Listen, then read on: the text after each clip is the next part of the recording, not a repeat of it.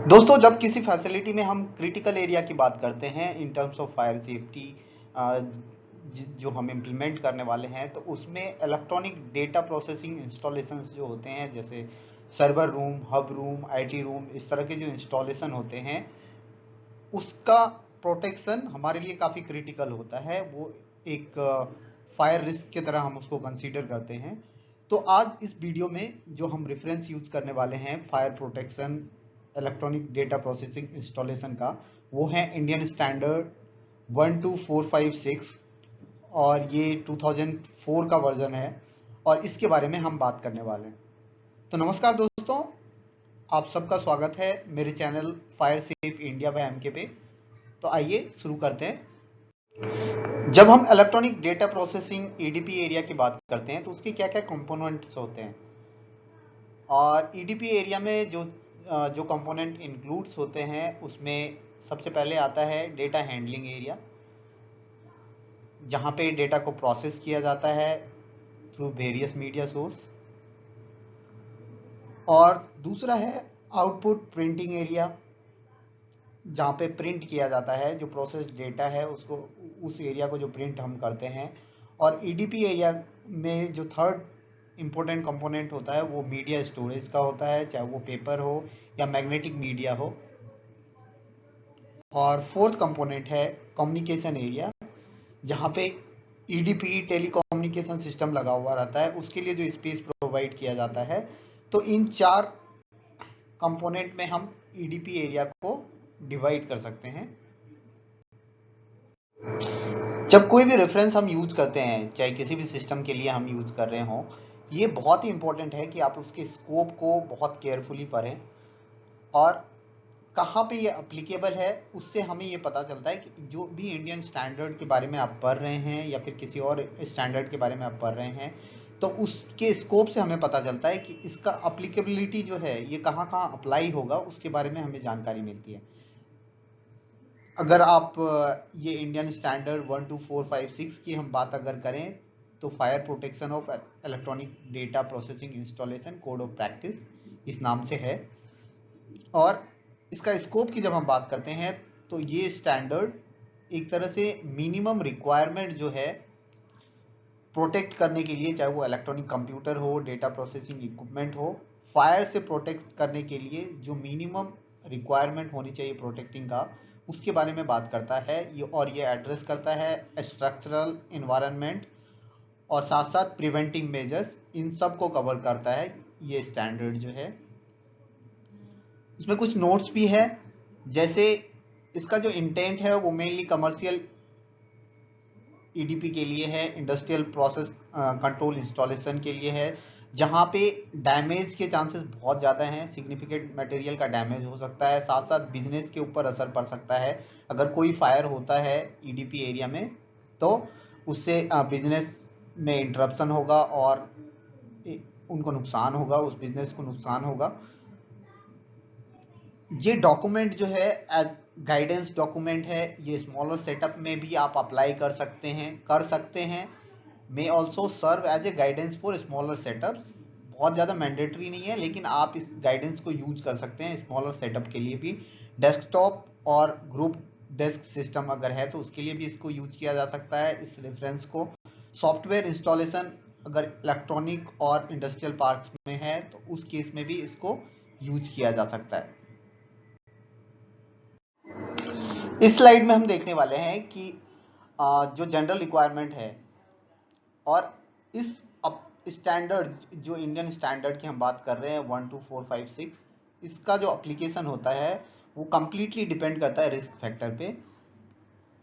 सिर्फ EDP electronic data processing installation equipment होने का मतलब ये नहीं है कि आपको कोई कंप्लाइंस मेंटेन करना है इसलिए आप इस स्टैंडर्ड को इम्प्लीमेंट करेंगे।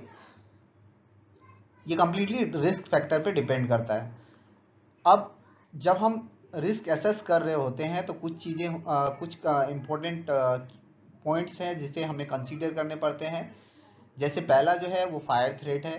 अब किसी फैसिलिटी में अगर इस तरह के कोई इंस्टॉलेशन है टेलीकॉम टेलीकॉम इंस्टॉलेशन है या सर्वर रूम, इस तरह के इंस्टॉलेशन है जिसको हम इलेक्ट्रॉनिक डेटा प्रोसेसिंग इंस्टॉलेशन बोलते हैं, अगर है तो उससे एक फायर थ्रेट है, चाहे वहाँ पे जो काम कर रहे हैं उनके लिए या फिर प्रॉपर्टी के लिए। दूसरा जो है इकोनॉमिक लॉस हो सकता है, क्योंकि अगर फायर हुआ तो उससे जो भी डेटा स्टोर्ड है वो लॉस हो सकता है, रिकॉर्ड जा सकते हैं और जो ऑपरेशन है उसको हैम्पर कर सकता है, तो जिससे कि इकोनॉमिक लॉस भी होगा, पैसे का नुकसान भी हो सकता है। और थर्ड जो है वो है economic loss from equipment value. अब अगर सर्वर रूम में आग लग जाती है तो सर्वर को कम्प्लीटली फिर हमें रिपेयर करना पड़ेगा या फिर रिप्लेस करना पड़ेगा, तो इसमें इकोनॉमिक लॉस इन्वॉल्व होते हैं जो रिस्क फैक्टर में है। और जो सुपेरियर सिस्टम है, मेथड्स या फिर डिवाइस, ये आप लगा सकते हैं। ऐसा जरूरी नहीं है कि जो इस इंडियन स्टैंडर्ड में लिखा गया है उतना पे ही आपको लिमिटेड रहना है, आप उससे सुपेरियर सिस्टम भी लगा सकते हैं। अगर आपके टेक्निकल डॉक्यूमेंटेशन और रिलेवेंट अथॉरिटी जो है, अगर आपको कोई फायर ऑफिसर या फिर आपने किसी को रख रखा है अपने फैसिलिटी का रिस्क असेसमेंट के लिए, अगर कोई फायर सेफ्टी FLS कंसल्टेंट है, वो अगर आपको बेटर चीज़ रिकमेंड करते हैं, तो सुपीरियर सिस्टम रिकमेंड करते हैं, तो आपको उसको इम्प्लीमेंट करना चाहिए। इस स्लाइड में हम बात करने वाले हैं लोकेशन और कंस्ट्रक्शन की जो रिक्वायरमेंट है EDP एरिया के लिए, उसके बारे में हम देखने वाले हैं। और सबसे पहला पॉइंट है कि सेपरेट बिल्डिंग में ये प्रिफर्ड है। अगर सेपरेट नॉन कंबस्टेबल बिल्डिंग रहे तो वो बढ़िया है, और उसकी जो फायर रेटिंग होनी चाहिए वो 1 आवर फायर रेसिस्टेंस होना चाहिए। एक्सटर्नल वॉल अगर है और उसमें फायर डोर आपने लगाया हुआ है तो उसमें जो विजन ग्लास होंगे वो 60 मिनट फायर रेटेड डोर्स के साथ मैच करना चाहिए, और 6 mm का वाइड ग्लास लिखा गया है इसमें।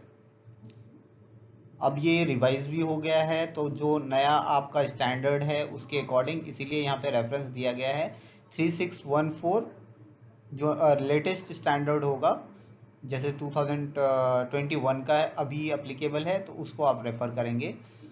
सेफ लोकेशन होना चाहिए, सेफ लोकेटेड होना चाहिए, जैसे कि फ्री फ्रॉम कोई फायर से एक्सपोजर नहीं होना चाहिए, वाटर से एक्सपोजर नहीं होना चाहिए, फ्यूम्स या स्मोक कोई भी नियर बाय एरिया में अवेलेबल ना हो source.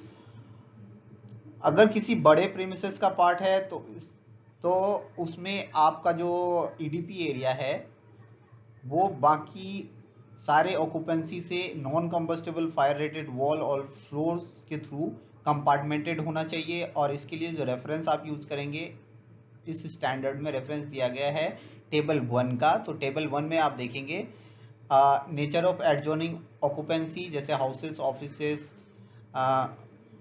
Office premises, banks and other, इस तरह के अगर एरिया हैं तो वॉल 120 मिनट और फ्लोर 120 मिनट फायर रेटेड होना चाहिए।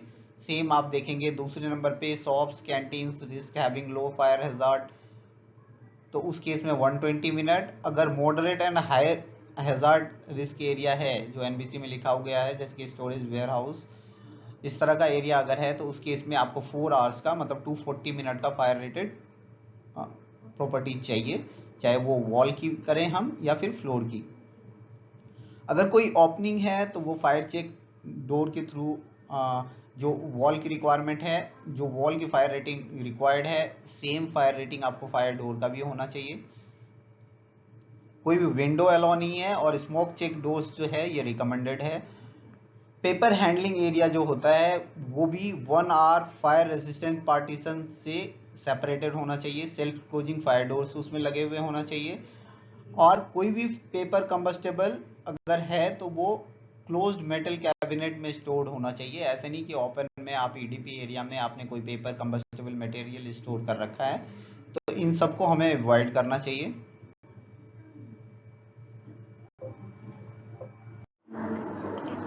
जब हम मटेरियल की बात करते हैं, चाहे walls, lining, ceilings, raised floor, false floors, तो इन सब का जो नेचर होगा वो नॉन कंबस्टेबल नेचर का मटेरियल होना चाहिए, नॉन कंबस्टेबल प्रॉपर्टीज होने चाहिए, स्ट्रॉन्ग और एंटी स्टैटिक्स होने चाहिए।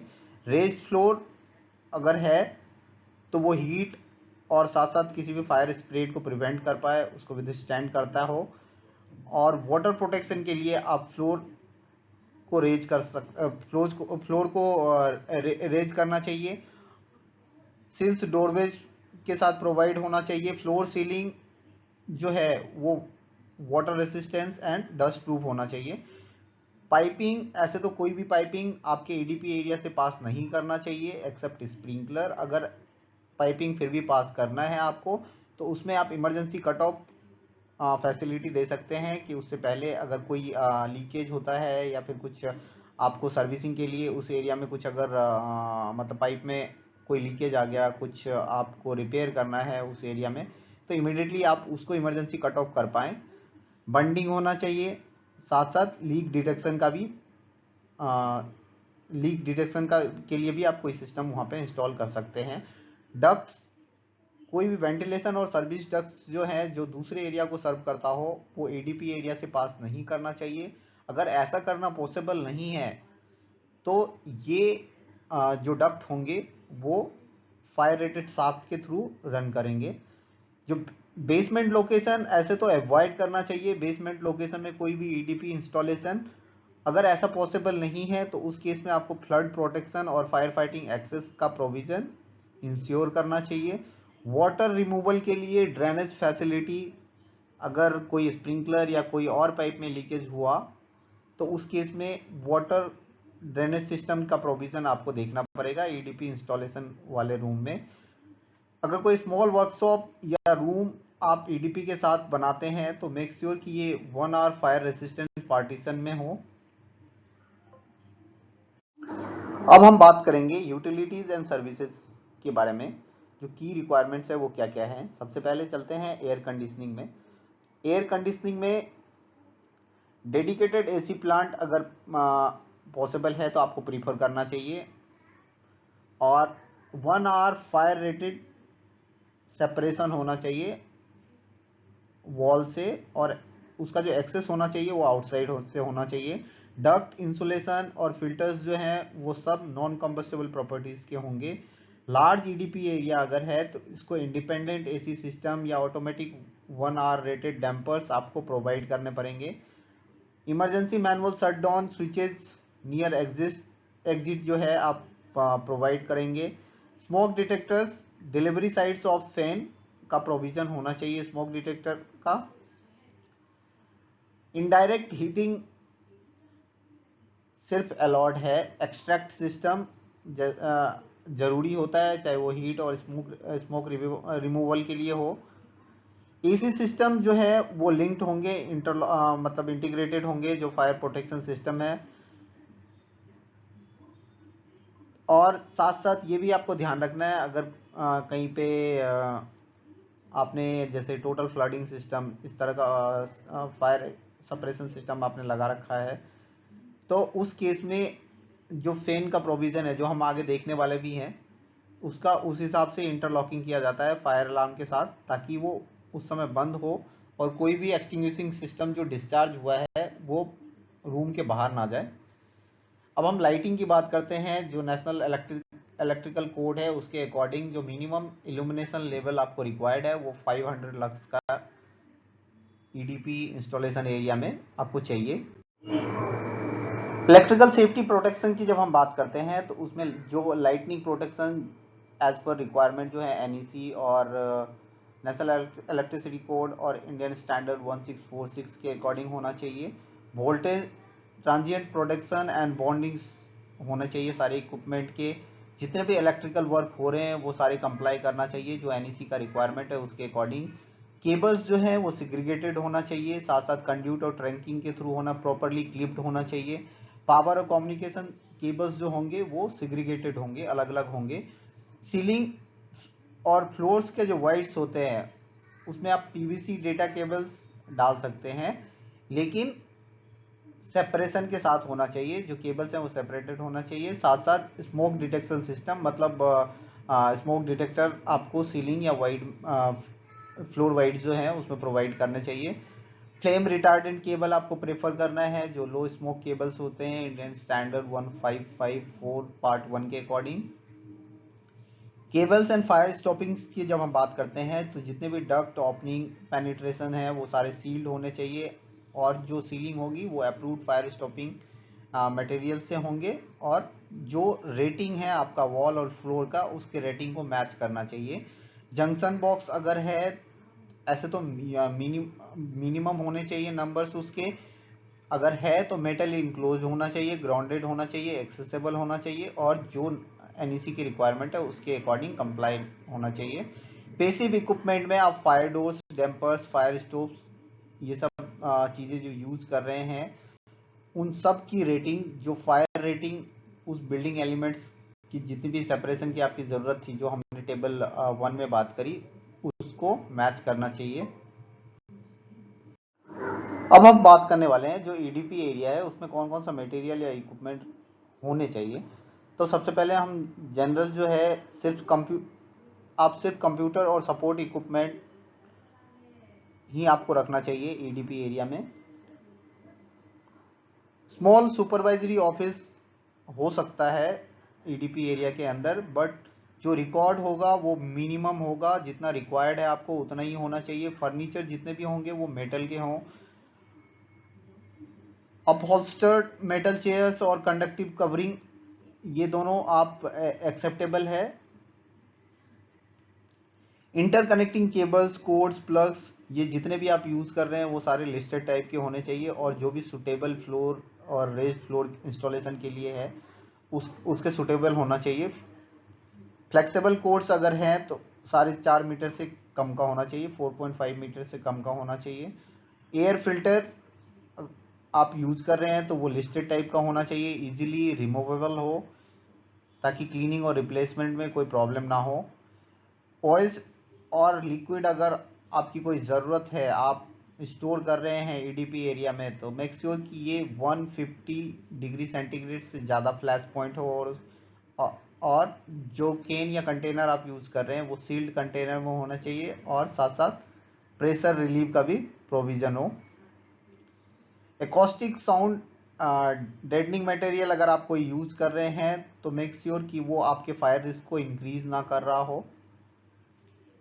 जहाँ तक हम स्टोरेज की बात करते हैं, चाहे पेपर, इंक, रिकॉर्डिंग मीडिया, कंबस्टेबल्स, जो भी आप ईडीपी एरिया में स्टोर करेंगे वो मिनिमम होना चाहिए और साथ साथ कोशिश करें कि कोई भी मेटल केसेस या कैबिनेट के अंदर क्लोज्ड हो।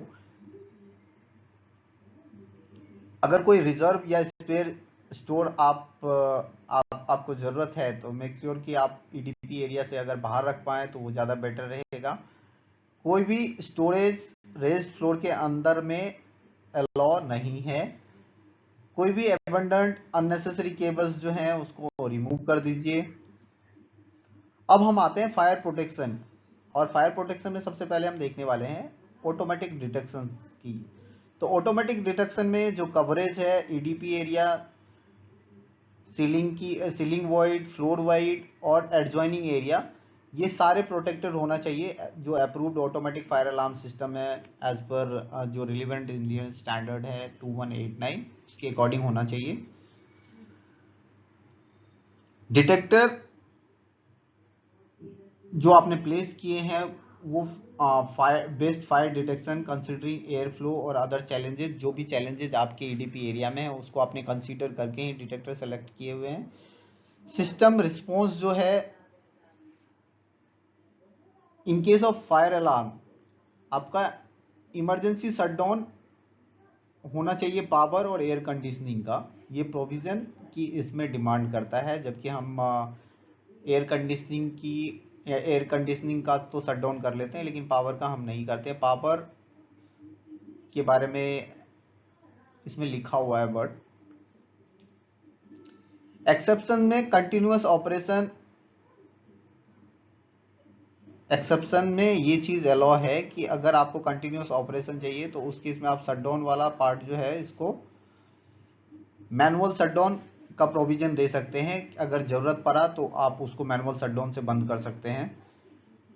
कोइंसिडेंस कनेक्शन फॉर गैसियस जो सिस्टम आपने लगा रखा है उसमें ऐसा ना हो कि फॉल्स अलार्म के कारण आपके एक्सटिंग्विशिंग मीडिया जो है वो डिस्चार्ज हो जाए।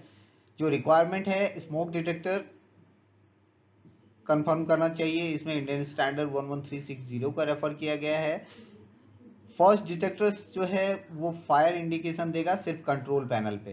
फर्स्ट डिटेक्टर्स, जैसे आपने जोनिंग का आपने देखा होगा कि जितने भी एक्सटिंग्विशिंग सिस्टम हम यूज करते हैं सर्वर रूम या फिर आईटी रूम, उसके लिए तो उसमें हम उसको क्रॉस जोनिंग या फिर डिले पे रखते हैं। तो फर्स्ट आपका जो इंडिकेशन होगा वो कंट्रोल पैनल पे जाएगा और एड्रेसेबल सिस्टम आपको यूज करना है। अगर एड्रेसेबल सिस्टम है तो सेम सर्किट में आप उसको जोनिंग कर सकते हैं। अगर नॉन एड्रेसेबल है तो उस केस में आपको सेपरेट सर्किट बनाना पड़ता है। एक डिटेक्टर पर 15 स्क्वायर मीटर प्रोवाइड करने की इस स्टैंडर्ड में बात की गई है और डिटेल आपको टेबल 2 जो नेक्स्ट स्लाइड में है उसमें दिखेगा।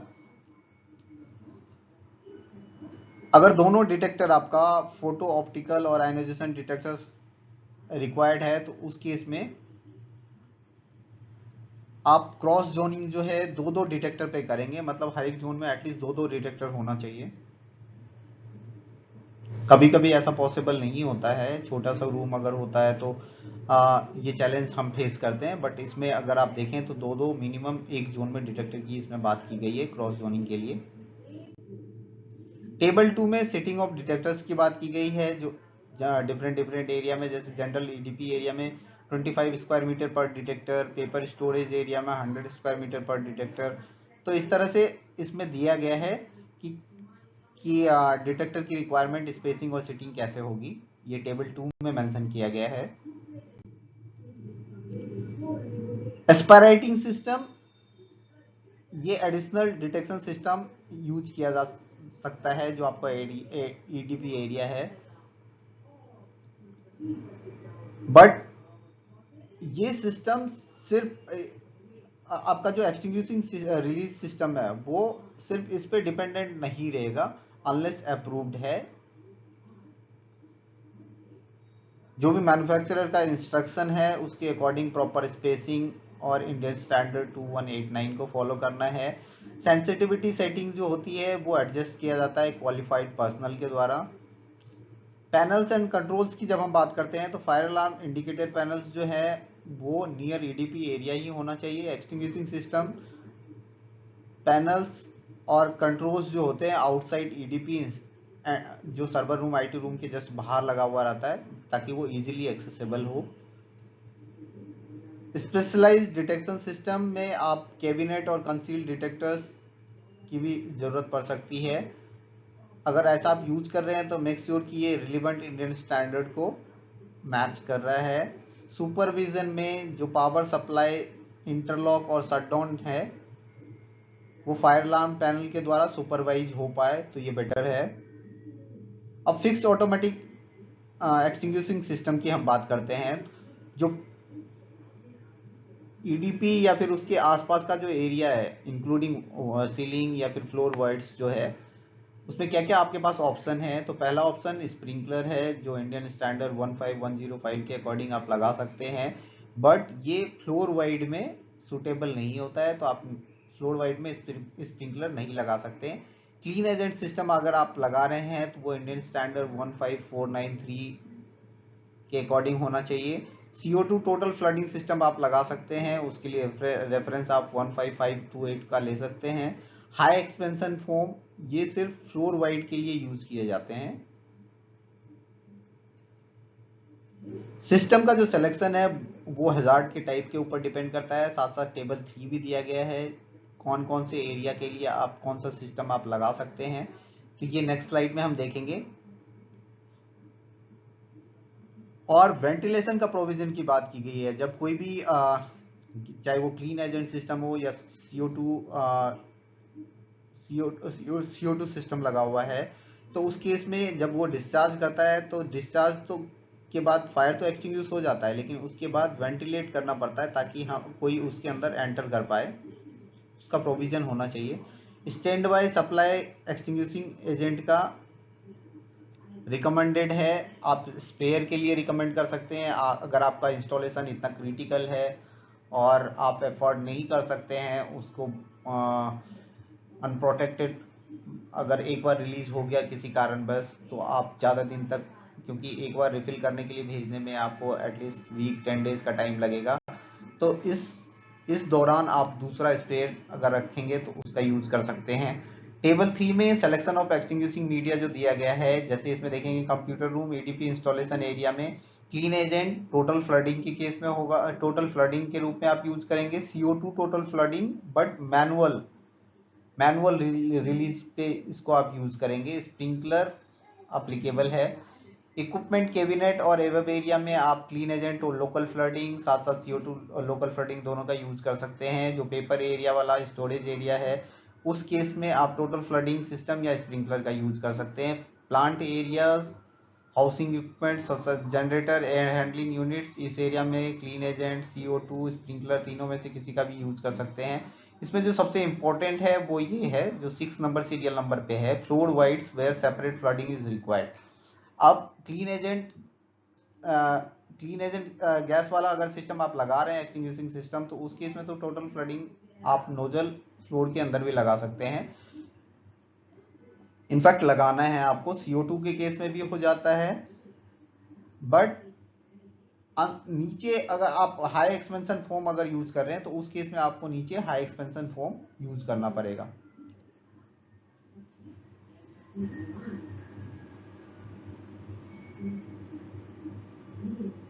क्योंकि स्प्रिंकलर फ्लोर वाइड में अलाउ नहीं है, तो इसीलिए यहाँ पे हाई एक्सपेंशन फोम का प्रोविजन दिया गया है। सीलिंग वॉइड में आप क्लीन एजेंट प्लस CO2 दोनों यूज कर सकते हैं। गोडाउन और वेयर हाउस में स्प्रिंकलर या फिर हाई एक्सपेंशन फोम यूज किया जाता है। ये एक्सटिंग्विशिंग मेथड्स हैं जो आप यूज कर सकते हैं अपने EDP एरिया को प्रोटेक्ट करने में। अब आ जाते हैं कुछ सेफ्टी रिक्वायरमेंट है जब आप फिक्स्ड ऑटोमेटिक एक्सटिंग्विशिंग सिस्टम लगाते हैं। उसमें ऑक्यूपेंसी के रेस्ट्रिक्शंस, कोई भी आदमी जो है जब CO2 या फिर हाई कंसंट्रेशन वाला क्लीन एजेंट डिस्चार्ज होता है तो उस एरिया में नहीं होना चाहिए। CO2 सिस्टम अगर अनऑक्युपाइड है तो ऑटोमेटिक एक्टिवेशन अलाउ है।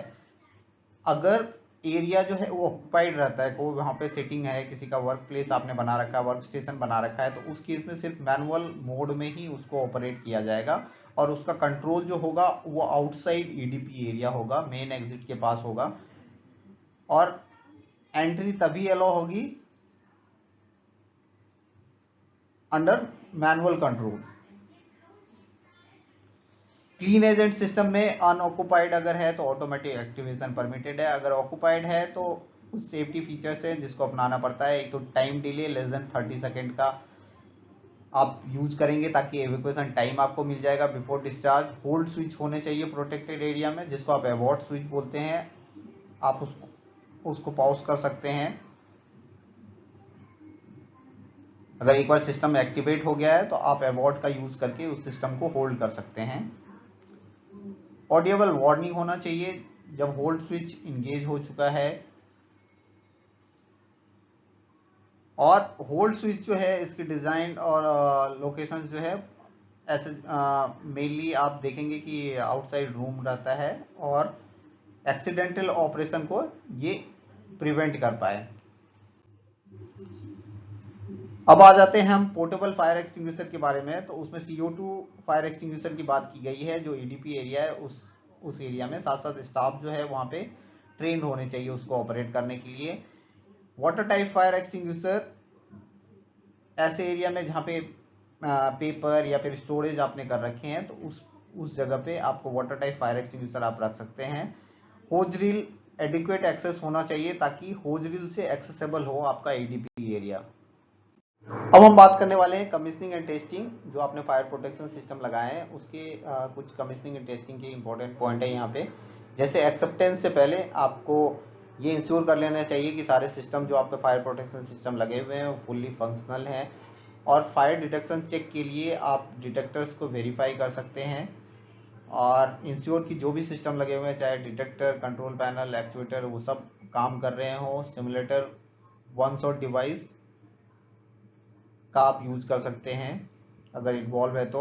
स्मोक फायर सिमुलेशन टेस्ट के लिए आप डिफरेंट वे यहाँ पे दिया गया है। सीरीज 1 हाई सेंसिटिविटी में आप केबल इलेक्ट्रॉनिक ओवर हीटिंग के केस में, सीरीज 2 टेस्ट होता है स्टैंडर्ड वाले में, और सीरीज 3 टेस्ट होता है। तो इस तरह से आप फायर स्मोक टेस्ट या फिर जो आपका सिस्टम लगाया है आपने उसके अकॉर्डिंग अगर आपको कुछ इंस्ट्रक्शंस दिया गया है सिस्टम मैन्युफैक्चरर की तरफ से, तो आप उसको फॉलो करेंगे। कोई भी डिटेक्शन सिस्टम जो भी आपने लगाया है विद इन 2 मिनट रिस्पॉन्ड करना चाहिए, चाहे वो एसी ऑन हो या ऑफ हो, उससे कोई फर्क नहीं पड़ता। ऐसा नहीं कि एसी अगर चल रहा है तो आप जो स्मोक है उसको डिटेक्ट करने में टाइम लगाएगा, तो विद इन 2 मिनट वो डिटेक्ट हो जाना चाहिए, चाहे एसी ऑन हो या ऑफ हो। कोई भी अगर स्पेशल हैजार्ड है तो उसको टेस्ट, जो भी रेसिडेंट मटेरियल है उससे आप टेस्ट करेंगे। एक्सटिंग्विशिंग सिस्टम टेस्टिंग की अगर बात करें तो इलेक्ट्रिकल ऑपरेशन है, इनक्लोजर की इंटीग्रिटी है, डोर फैन टेस्ट है, कनेक्शंस, प्रेशराइज्ड एयर। इसका जो टेस्ट करते हैं वो एयर को प्रेशराइज करके किया जाता है, लेकिन वो सब्स्टिट्यूट नहीं हो सकता है जो भी रियल एजेंट है उसका। जो स्टैंडर्ड रेफरेंस है क्लीन एजेंट्स स्टैंडर्ड का, उसको आप फॉलो करें। Clean agent discharge test, full discharge test only if no alternative method is possible. Full discharge test भी आप करवा सकते हैं अगर आप उसको अफोर्ड कर सकते हैं तो। और जो रेस्पेक्टिव इंडियन स्टैंडर्ड जो भी आप सिस्टम इंस्टॉल कर रहे हैं उसको आपको फॉलो करना है। कुछ और पॉइंट है जो आपको ध्यान रखना चाहिए, जैसे कि आपके ईडीपी एरिया में मिनिमम स्टोरेज हो तो ज़्यादा बेटर है, और अगर कोई स्टोरेज जो आप अवॉइड नहीं कर पा रहे हैं तो उसको fire rated fire resistant room या फिर कैबिनेट में आउटसाइड दी कंप्यूटर एरिया अगर आप उसको रखेंगे तो ज़्यादा बेटर होगा। और कोई भी स्टोरेज जो होगा वो हीट एंड मॉइस्चर इफेक्ट से बचा हुआ होना चाहिए। ऐसे ऐसे ऐसे प्रोविजन देने हैं हमें। जो भी वाइटल रिकॉर्ड है उसको सेपरेट फायर रेसिस्टेंट कैबिनेट में आप रख सकते हैं। जो स्टोरेज रूम है उसमें fire protection system plus portable fire extinguisher दोनों का प्रोविजन होना चाहिए। टेम्पोररी स्टोरेज अगर आपने कुछ बना रखा है ईडीपी एरिया में तो मेक श्योर कि ये फायर रेसिस्टेंट कैबिनेट में हो। डुप्लीकेट रिकॉर्ड का प्रोविजन है ताकि इन केस अगर कोई दुर्घटना घटती है और कुछ डेटा लॉस के चांसेस हैं तो आपके पास बैकअप तो होने चाहिए, डुप्लीकेट का प्रोविजन होना चाहिए। जो डिफरेंट एडुकेटेड सेपरेटेड बिल्डिंग में आप रखा हुआ हो, स्पेशली फॉर जो वाइटल रिकॉर्ड है। ऑपरेटिंग मैनुअल्स की एक कॉपी आपके पास होनी चाहिए। जो इलेक्ट्रोस्टैटिक्स इलेक्ट्रोमैग्नेटिक प्रोटेक्शन जो है उसकी सेफगार्डिंग भी इंश्योर करनी पड़ती है। मल्टीपल जनरेशन, जैसे record generation, keep multiple record generation if no equivalent backups exist. तो रिकॉर्ड का दूसरा कॉपी आप रख सकते हैं स्टोर डिफरेंट सिक्योर लोकेशन पे। बैकअप की बात कर रहा है ये, इसमें फायर प्रोटेक्शन से लेके कुछ नहीं है, but in case of any damage अगर कोई इंसिडेंट होता है तो उस केस में आपके पास ये सब चीजें रहे तो ज्यादा बढ़िया है backup. Housekeeping and general consideration में अगर आप देखेंगे तो कोई भी फ्लैमेबल और मेंटेनेंस पर्पस के लिए अगर कोई फ्लूइड आप यूज करना चाह रहे हैं तो उन सबको ईडीपी एरिया से बाहर रखें। कोई ईडीपी एरिया में स्मोकिंग, ईटिंग और ड्रिंकिंग अलाउ नहीं है, प्रोहिबिटेड है। वेस्ट मैनेजमेंट में आप metal bins with self closing lids जो होते हैं ऐसे मेटल बिन्स रखेंगे और रेगुलरली उसको खाली करते रहेंगे ताकि उसमें पेपर या फिर कुछ और मटेरियल एक्यूमुलेट ना हो। वॉइड्स की क्लीनिंग करनी है और उसमें कोई सामान पड़ा हुआ नहीं रहना चाहिए। सुपरविजन बहुत ही इंपॉर्टेंट है। ईडीपी एरिया हमेशा अगर मेंटेन रहे ट्रेन पर्सनल के द्वारा तो बहुत अच्छा है, स्पेशली जिसमें ऑपरेशन में हो। क्लीनर और विजिटिंग स्टाफ जब भी अंदर जाएगा तो अंडर सुपरविजन में कोई काम करेगा। केबल मैनेजमेंट जो है, जितने भी आपके केबल्स हैं वो इफेक्टिव केबल मैनेजमेंट प्लान आपके पास होना चाहिए ताकि कोई भी लूज या फिर पुअरली इंस्टॉल केबल ना हो। स्पेशली जो रेस्ट फ्लोर के अंदर होते हैं उनकी ड्रेसिंग ये सब अच्छे से होनी चाहिए। इलेक्ट्रिकल सेफ्टी जो relevant IFE wiring, IEE wiring regulation है और मैन्युफैक्चरर इंस्ट्रक्शंस है उसके अकॉर्डिंग होना चाहिए। इंस्पेक्ट, टेस्ट और मेंटेन फर्नीचर का सिलेक्शन करते समय आपको ध्यान देना है कि मिनिमम कंबस्टेबल कंटेंट हो फर्नीचर में। फ्लोर टाइल रिमूवर अगर रेडिली अवेलेबल होना चाहिए।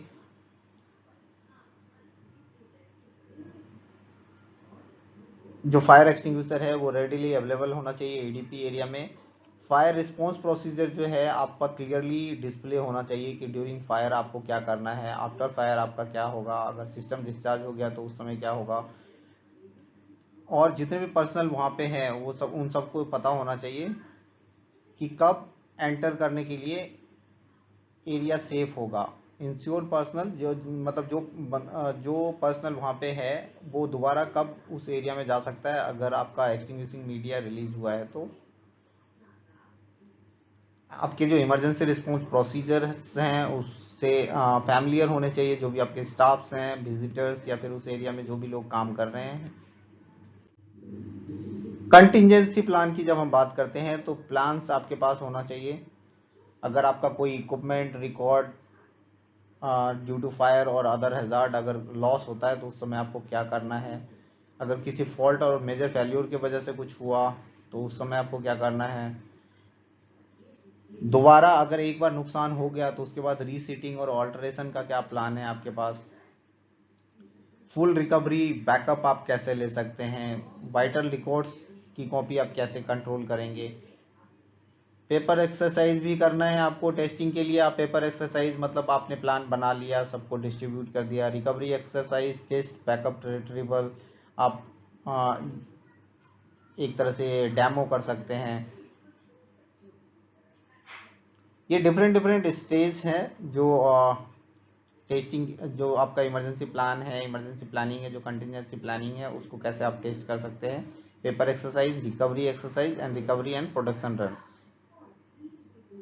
और जो इसकी फ्रीक्वेंसी है टेस्ट मतलब इन सब टेस्ट की, वो डिपेंड करता है कि कितना क्रिटिकल आपका एरिया है या इक्विपमेंट है। एक्सपर्ट की अवेलेबिलिटी, क्योंकि हर एक आदमी आपके ईडीपी से रिलेटेड काम नहीं करते हैं, तो एक्सपर्ट अगर अवेलेबल हो तो वो सॉल्वेज और रिक्लेमेशन एक्सपर्ट जो मिनिमाइज कर पाए डैमेज को, तो उसके लिए बहुत अच्छा होगा, जल्दी हम रिकवर कर पाएंगे। ये सब कंटिजेंसी प्लान का हिस्सा है। Minimum down time